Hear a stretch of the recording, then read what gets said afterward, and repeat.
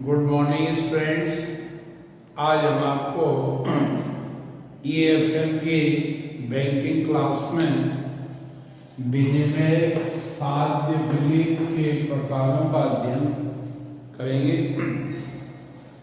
विनिमय साध्य विलीन मुख्यतः दो प्रकार के होते हैं। एक तो वे जिनको विनिमय साध्य विलीन अधिनियम 1881 द्वारा विनिमय साध्य माना जाता है। प्रतिज्ञा पत्र, विनिमय बिल एवं चेक एक दूसरे से विलेख जो व्यापार प्रथा द्वारा विनिमय साध्य जैसे प्रपत्र, अंशपत्र, बाहक ऋण पत्र, हुंडियां, बैंक ड्राफ्ट एवं चक्रीय नोट आदि हम यहाँ मुख्यतः 3 प्रकार के विनिमय साध्य विलेखों का अध्ययन करेंगे। पहला है प्रतिज्ञा पत्र यानी प्रॉमिसरी नोट।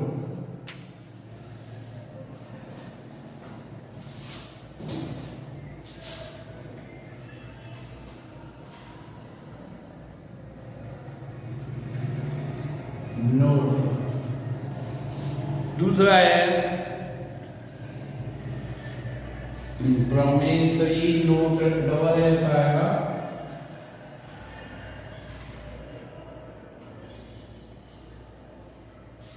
प्रॉमिसरी नोट, ठीक है।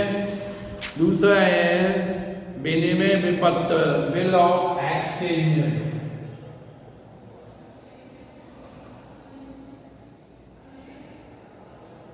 विनिमय विपत्र, बिल्स ऑफ एक्सचेंज, ठीक है। तीसरा है नंबर 3 है चेक, धनादेश, CHEQUE, चेक, ठीक है। थोड़ा स्पष्ट लिख देते हैं, चेक। तो इस प्रकार से हम ये 3 विपत्र तो मुख्य हैं, कुछ एक आध और हैं, उनको भी अन्य विलेख में डाल देंगे।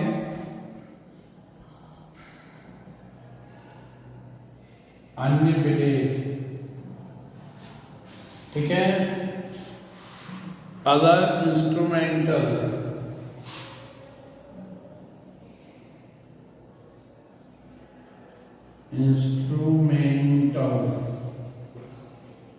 ओके। तो इस प्रकार से हम इन मुख्यतः 3 का अध्ययन करेंगे। प्रतिज्ञा पत्र सबसे पहला आता है। प्रतिज्ञा पत्र जैसा कि नाम से ही पता चल रहा है, प्रतिज्ञा पत्र। प्रतिज्ञा का पत्र का अर्थ एक ऐसे विलेख एवं किसी एक ऐसे शर्त रहित विलेख से है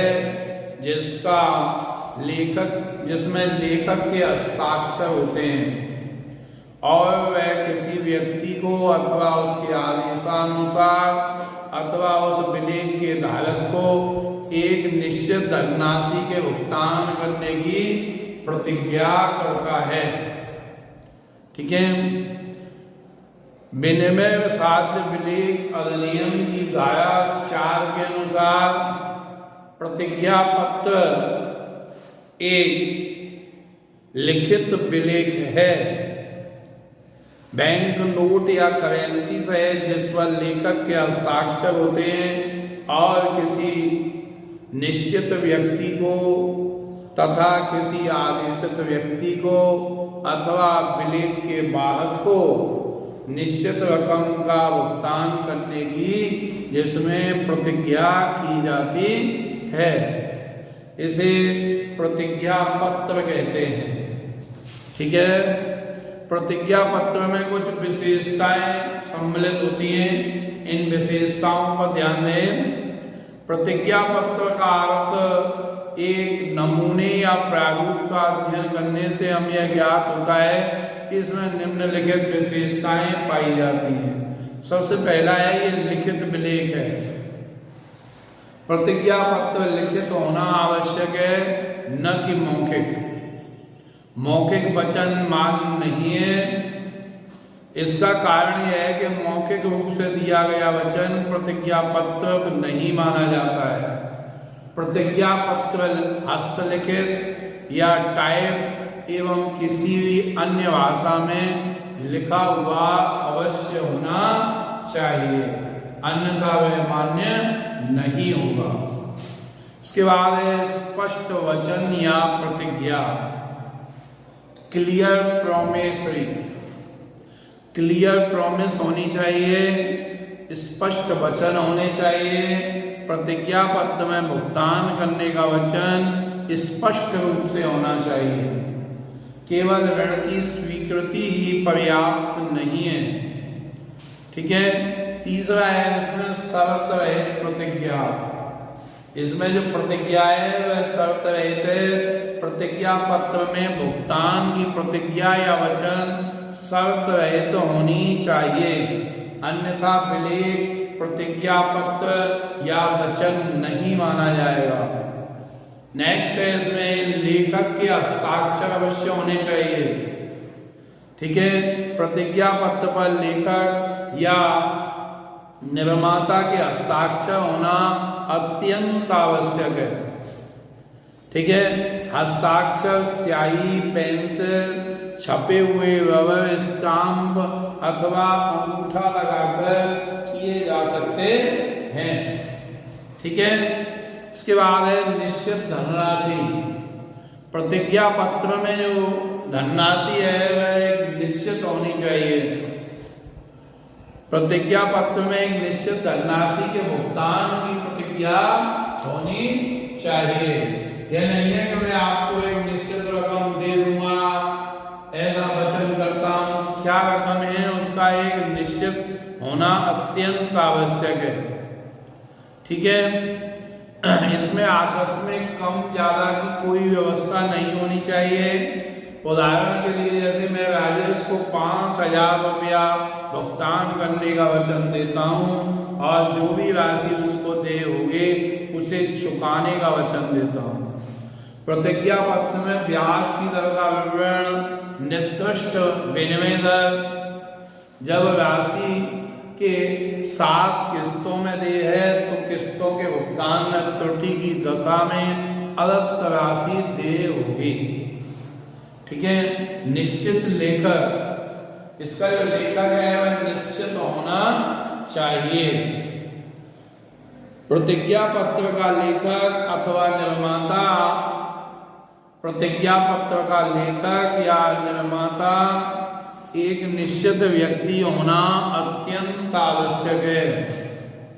यदि किसी प्रतिज्ञा पत्र के लेखक 2 या 2 से अधिक व्यक्ति हैं तो वे संयुक्त अथवा पृथक रूप से उसका भुगतान करने के लिए बाध्य होंगे। निश्चित प्राप्तकर्ता, इसका जो प्राप्तकर्ता है वह भी निश्चित होना चाहिए। प्रतिज्ञा पत्र का भुगतान किसी निश्चित व्यक्ति अथवा उसके आदेशानुसार किसी व्यक्ति को किया जा सकता है। यदि प्राप्तकर्ता का नाम गलत रूप से लिखा गया है तो उसे पद के द्वारा भी निश्चित किया जा सकता है। अतएव स्पष्ट रूप से लिखा जाना चाहिए कि इसका भुगतान किस व्यक्ति को किया जाएगा। भुगतान का समय, टाइम ऑफ पेमेंट, प्रतिज्ञा पत्र में लिखित धनराशि का भुगतान निश्चित अवधि के पश्चात या मांग करने पर किया जा सकता है। प्रचलित मुद्रा में भुगतान, प्रतिज्ञा पत्र का लेखक द्वारा राशि का भुगतान देश की प्रचलित मुद्रा में किया जाना चाहिए। भारतीय मुद्रांक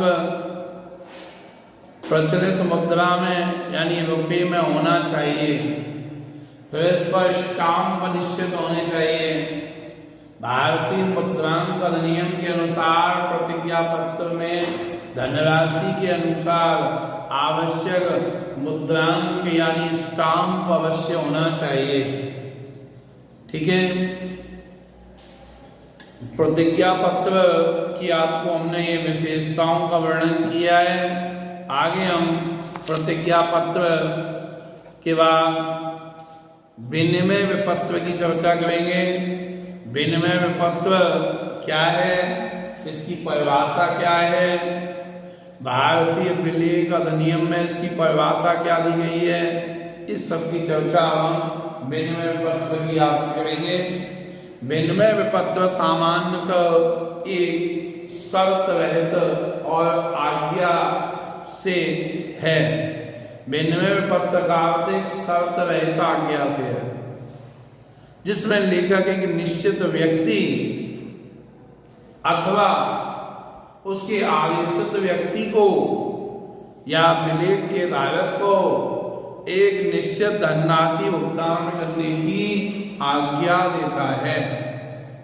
अन्य शब्दों में विनिमय विपत्र या विनिमय बिल में कोई एक निश्चित व्यक्ति अपनी ओर से एक निश्चित धनराशि का एक निश्चित व्यक्ति अथवा किसी अन्य व्यक्ति को भुगतान करने का आदेश देता है, और यह आदेश शर्त रहित एवं लिखित होना अत्यंत आवश्यक है।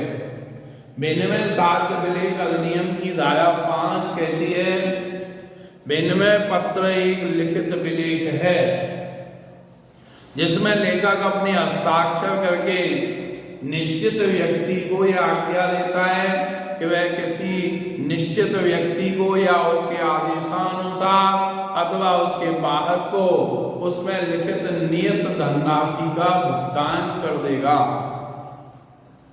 विनिमय पत्र में सामान्यतः 3 पक्षकार होते हैं। 3 पक्षकार, इसके जो है 3 पक्षकार हैं।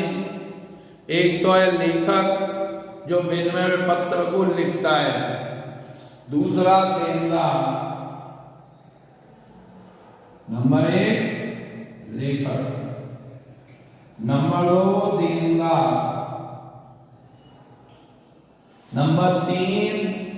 नंबर तीसरा है लेनदार या प्राप्तकर्ता। लेनदार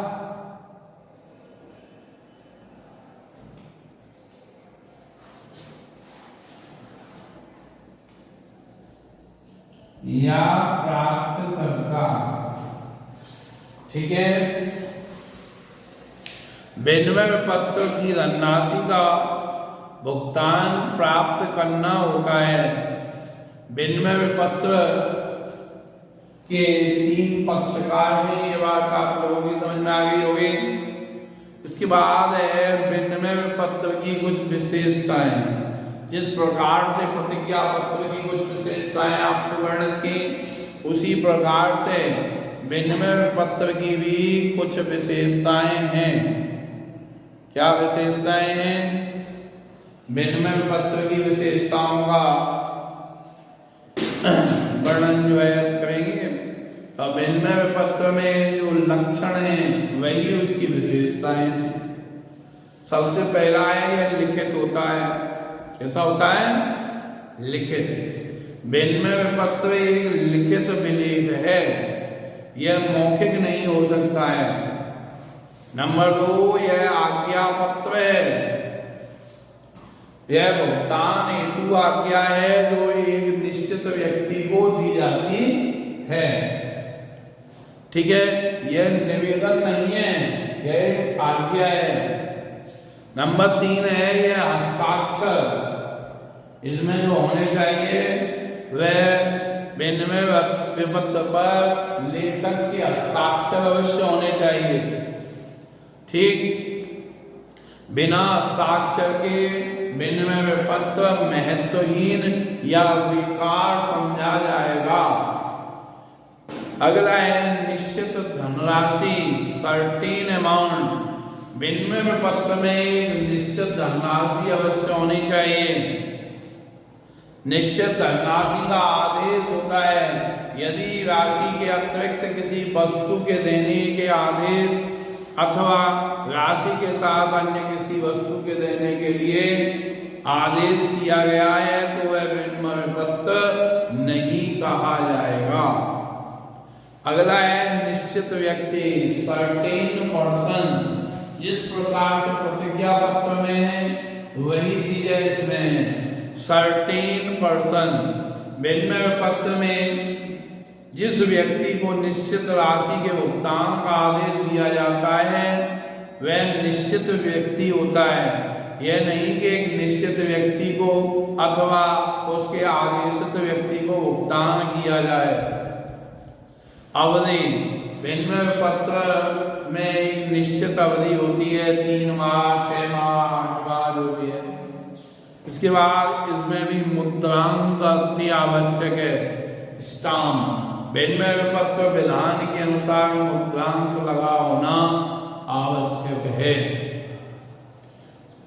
ठीक है, तो विनिमय पत्र की ये विशेषताएं, इसके पक्षकार आपको हमने बताए। इसके बाद विनिमय पत्र के प्रकार। विनिमय पत्र के प्रकारों को उद्देश्य, स्थान, पाने वाले देय तिथि के आधार पर वर्गीकृत किया जा सकता है। उद्देश्य के आधार पर व्यापारिक एवं अनुग्रह बिल, ठीक है। स्थान के आधार पर देशी अथवा विदेशी बिल, ठीक है। तीसरा है पाने वाले के आधार पर, पाने वाला देशी है या विदेशी है, इस देश का नागरिक है तो देशी बिल, ठीक है। विदेश में रहने वाला है तो विदेशी बिल। समय या देय तिथि के आधार पर विनिमय पत्रों का आशय ऐसे पत्रों या बिलों से जिसमें उस तिथि का उल्लेख किया जाता है जिस पर राशि का भुगतान किया जाता है, ठीक है।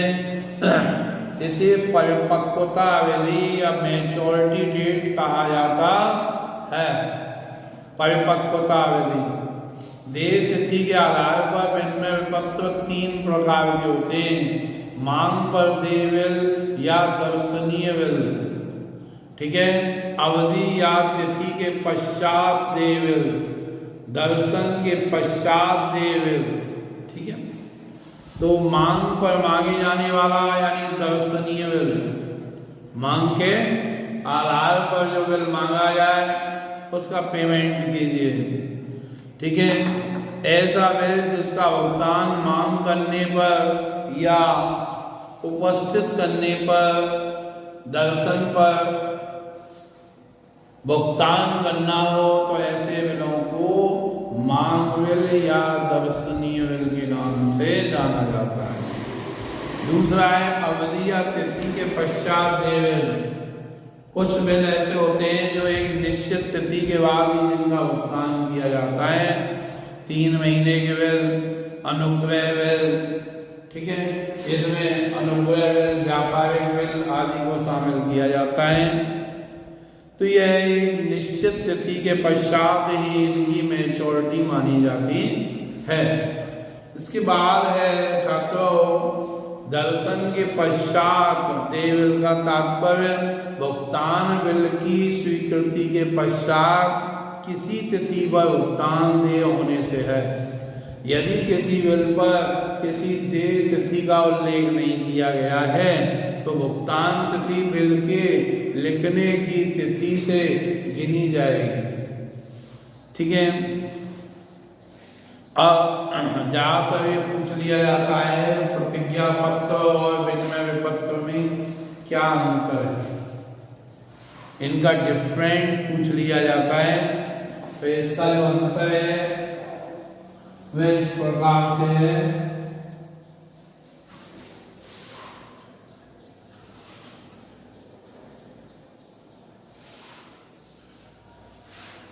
एक साइड में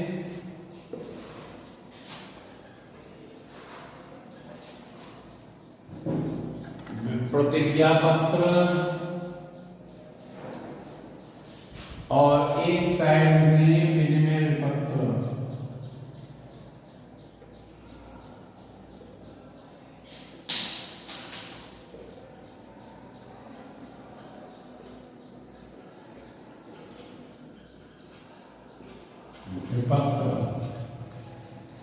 प्रतिज्ञा पत्र और विनिमय पत्र में अंतर, ये ज्यादातर एग्जाम में पुट ऑफ किया जाने वाला प्रश्न है।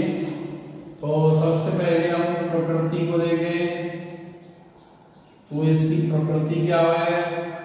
प्रतिज्ञा पत्र की जो प्रकृति है, इसमें लेखक द्वारा लेनदार या उसके आदेशित व्यक्ति का भुगतान करने की शर्त रहित होती है, जबकि विनिमय पत्र में लेनदार के लिए शर्त रहित आज्ञा होती है। इसमें प्रतिज्ञा होती है और इसमें आज्ञा होती है। ठीक है। दूसरा नियम क्या है इसमें स्वीकृति के लिए, इसमें स्वीकृति के लिए उपस्थित करने और स्वीकृति करने से संबंधित नियम लागू नहीं होते हैं, जबकि प्रतिज्ञा पत्र में इसमें प्रतिज्ञा पत्र से संबंधित नियम लागू होते हैं। तीसरा है इसके पक्षकार। विनिमय पत्र के जो पक्षकार हैं, विनिमय पत्र के जो पक्षकार हैं वह लेखक, प्राप्तकर्ता या लेनदार होते हैं, जबकि विनिमय पत्र में 3 पक्षकार हैं, देनदार, लेनदार और लेखक। लेखक, देनदार और लेनदार। निकट संबंध, प्रतिज्ञा पत्र में जो निकट संबंध है वह निकट संबंध, इसमें लेखक का निकट संबंध लेनदार से होता है, जबकि विनिमय पत्र में स्वीकर्ता और देनदार का निकट संबंध होता है।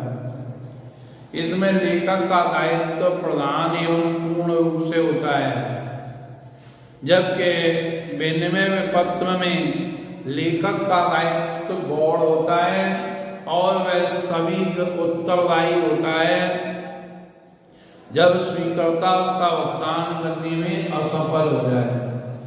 अप्रतिष्ठित की सूचना देने की इसमें आवश्यकता नहीं है। अप्रतिष्ठित का मतलब डिसऑनर हो जाए, प्रतिज्ञा पत्र के अप्रतिष्ठित हो जाने की सूचना देने की कोई आवश्यकता नहीं है, जबकि विनिमय पत्र में अप्रतिष्ठित हो जाने की लेखक एवं अन्य पक्षकारों को सूचना अवश्य रूप से देनी है। ठीक है। अब ये प्रतिज्ञा पत्र ये सेट्स में नहीं बनाए जाते हैं, इसकी केवल एक ही प्रति बनाई जाती है प्रतिज्ञा पत्र की। विनिमय पत्र की 3 प्रतियां बनाई जाती हैं, 3 सेट बनाए जाते हैं। ठीक है। तो ये इसके जो है मुख्यतः अंतर हैं और इन अंतरों के आधार पर हम इन दोनों का डिफरेंट देखेंगे। विशेष नियमों का इसमें लागू कुछ हो सकते हैं, जबकि इसमें कोई विशेष नियम नहीं है। ठीक है। तो इन दोनों में अंतर हम स्पष्ट रूप से परीक्षा में लिख सकते हैं। अब इसके बाद चर्चा करेंगे हम नेक्स्ट टॉपिक की। अगला टॉपिक है चेक। चेक का अर्थ क्या है, इसकी परिभाषाएं क्या है। चेक यानी धनादेश। साधारण शब्दों में चेक का मतलब ऐसे लिखित पत्र से है, चेक CHEQUE। चेक का तात्पर्य ऐसे लिखित पत्र से है जिनके द्वारा धन जमा कराया जाने वाला व्यक्ति बैंक को अपने खाते से धन का भुगतान करने का आदेश देता है। सरल शब्दों में कहें तो चेक एक प्रकार का आदेश है जो जमाकर्ता अपने बैंक को देता है, जिसके द्वारा हम बैंक को चेक में लिखी राशि का भुगतान उस व्यक्ति या वाहक को या मांग करने पर भुगतान करना है। चेक को हम निम्न प्रकार से परिभाषित कर सकते हैं। विनिमय साध्य अधिनियम 1881 के अनुसार चेक एक विनिमय पत्र होता है जो एक विशेष बैंकर के नाम लिखा जाता है और बिना मांग किए भुगतान न करना व्यक्त किया जाता है। विनिमय साध्य विलेख अधिनियम 2002 की संख्या 55 की धारा 6 के अनुसार चेक किसी विनिर्दिष्ट बैंकर या बैंक पर लिखा गया वह प्रपत्र है जो मांग पर देय अन्यथा नहीं है और इसमें खंडित चेक का इलेक्ट्रॉनिक प्रारूप में चेक शामिल किया गया है। धारा 6 का स्पष्टीकरण है इलेक्ट्रॉनिक प्रारूप में चेक का अर्थ ऐसे चेक से है जिसमें कागजी चेक की हूबहू दर्पण छवि या यथावत प्रकृति शामिल हो, सुरक्षित तरीके से जनित लिखित एवं हस्ताक्षर युक्त हो या आंकिक या डिजिटल उस पर हस्ताक्षर हो।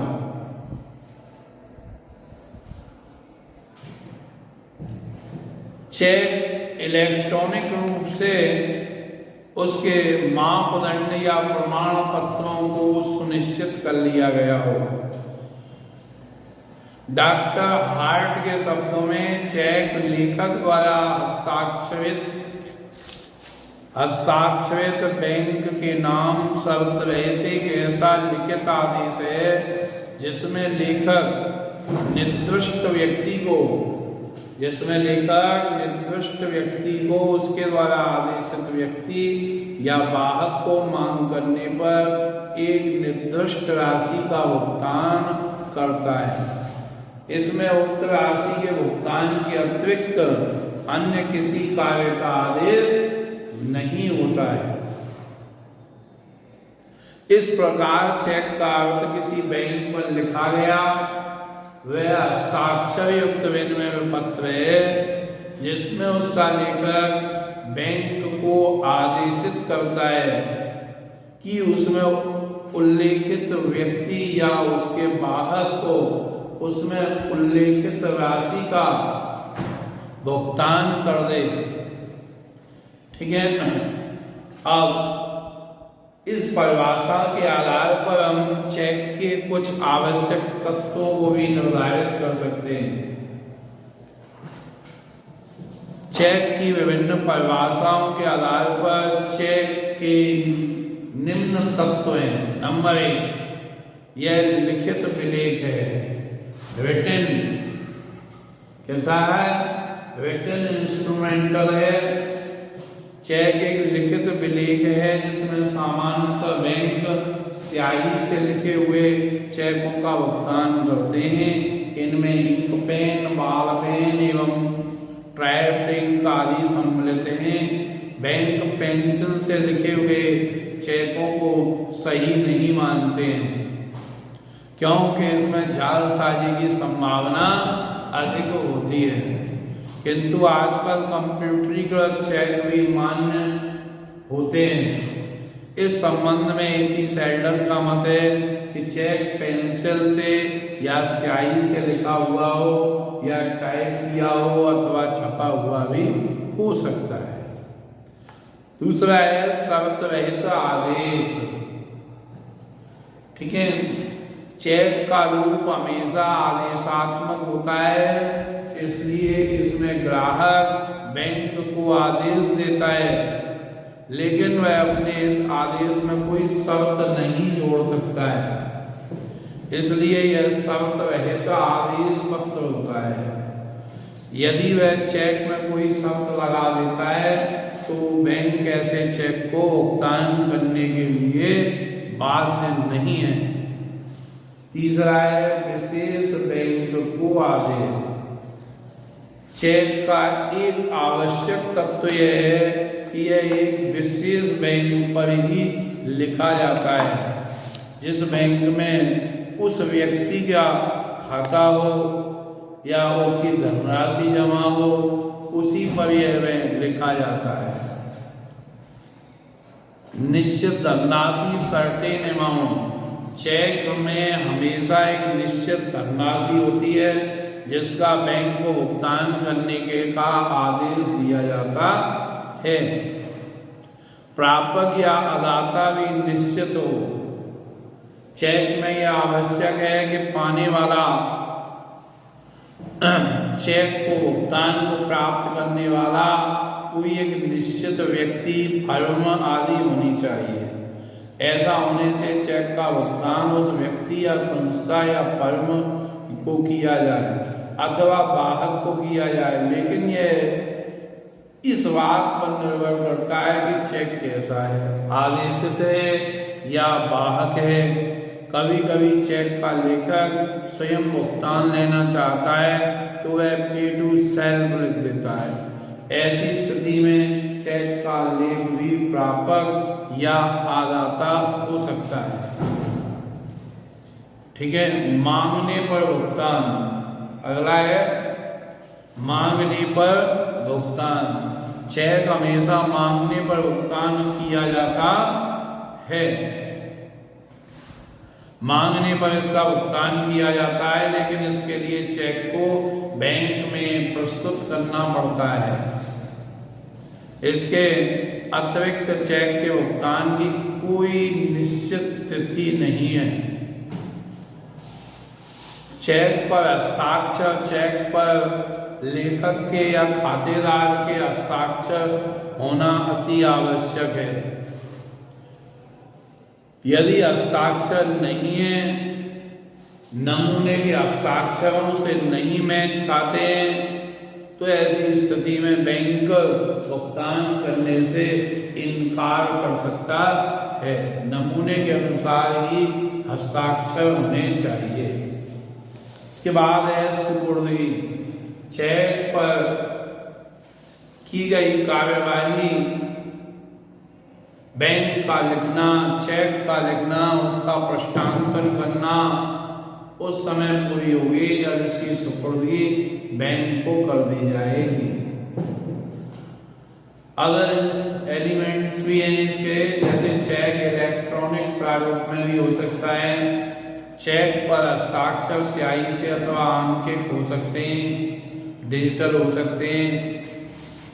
चेक की स्वीकृति की आवश्यकता नहीं है। चेक पर कोई टिकट लगाने की आवश्यकता नहीं है।